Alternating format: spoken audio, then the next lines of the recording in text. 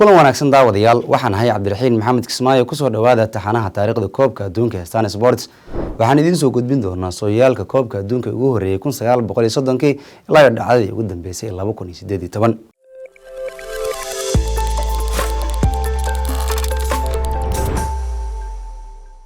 1930 koobka adduunka ugu horeeyay waxaa lagu martigeliyay wadanka koonfurta Ameerika ku yaala Uruguay 13 xul ayaa ka soo qayb galay 16 kulan ayaa la ciyaaray 70 gool ayaa la iska dhaliyay waxaa kaalinta saddexaad galay wadanka Mareykanka Uruguay oo martigeliyaal ahaa ayaa 4-2 koobka kaga qaaday Argentina markii ugu horeysay ayna Uruguay koobka adduunka ugu horeeyay ku guuleysteen 1934 wadanka Talyaaniga ayaa martigeliyay koobka adduunka waxaa ka soo qayb galay 16 xul 17 kulan ayaa la ciyaaray 70 gool ayaa la iska dhaliyay wadanka Jarmalka ayaa kaalinta saddexaad galay 2-1 ay Talyaaniga koob kaga qaadeen Yugoslavia iyagoo martisoorka lahaa ayna Talyaaniga koobka adduunka ku guuleysteen 1938 waxaa martisoorka lahaa wadanka Faransa waxaa ka soo qayb galay 15 dal 18 kulan ayaa la ciyaaray 84 gool ayaa la iska dhaliyay Brazil ayaa galay kaalinta saddexaad Talyaaniga ayaana 4-2 kaga qaaday koobka wadanka Hungary xulka Azurina markiisii labaad oo xiriir ay ku guuleystay koobka adduunka wixii ka dambeeyay 1938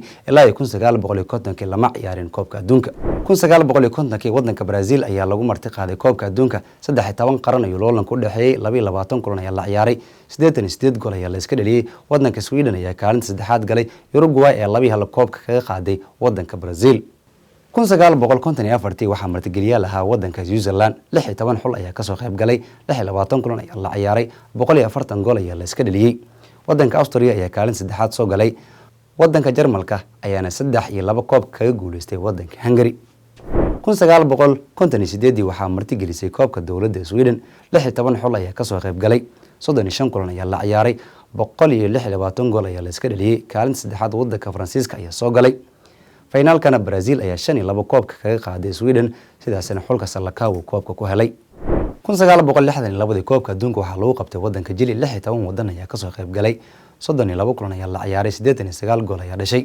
wadanka Chile ayaa kaalin saddexaad soo galay Brazil ayaana 3-1 koobka kaga guuleysatay wadanka Yugoslavia 1966 waxaa koobka adduunka lagu qabtay wadanka Ingiriiska 16 xul ayaa soo xaadiray 32 kulan ayaa la ciyaaray 89 gool ayaa ka dhashay kaalinta saddexaadna waxaa soo galay wadanka Portugal Ingiriiska ayaana 4-2 koobkan kaga guuleystay wadanka Jarmalka waana koobkooda ugu horeeyay adduunka ee xulka saddexda libax ay qaadeen 1970 koobka adduunka waxaa lagu martigeliyay wadanka Mexico 16 wadan ayaa ka soo qayb gashay 32 kulan ayaa la dheelay waxaa dhashay 95 gool kaalinta saddexaad wadanka Jarmalka ayaa galay Brazil ayaana 4-1 koob kaga guuleysatay wadanka Talyaaniga 1974 dawladda Jarmalka ayaa koobka adduunka martigelisay 16 xul ayaa soo xaadirtay 38 kulan ayaa la ciyaaray 97 gool ayaa ka dhashay wadanka Poland ayaa kaalinta saddexaad galay Jarmalka ayaana 2-1 koob kaga qaaday xulka nasiibka daran ee Netherlands 1978 koobka adduunka waxaa martigeliyay Argentina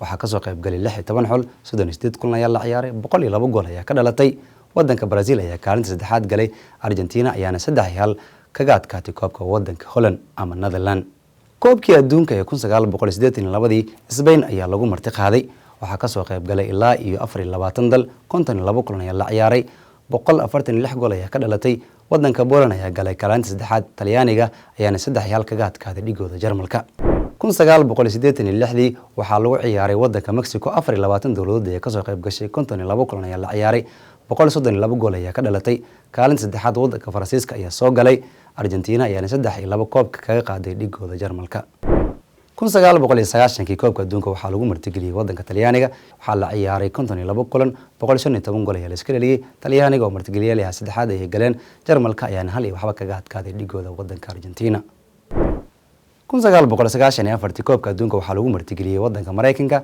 24 dal ayaa ka qayb gashay waxaa la dheelay 52 kulan 141 gool ayaa ka dhalatay Sweden ayaa kaalin saddexaad soo gashay Brazil ayaa 3-2 rigooryaal ahna koobka kaga qaaday wadanka Talyaaniga 1998 koobka adduunka waxaa martigeliyaal ahaa wadanka Faransiiska 32 wadan ayaa ka soo qayb gashay 64 kulan ayaa la ciyaaray 171 gool ayaa la iska dhaliyay wadanka Croatia ayaa galay kaalinta saddexaad Faransiiska oo wadankooda lagu ciyaarayay ayaana 3-1 kaga adkaaday wadanka Brazil 2002 koobka adduunka waxaa lagu marti qaaday wadamada Japan iyo South Korea waxaa ka soo qayb galay 32 dal waxaa la ciyaaray 64 kulan 161 gool ayaa ka dhashay koobka adduunka 2002.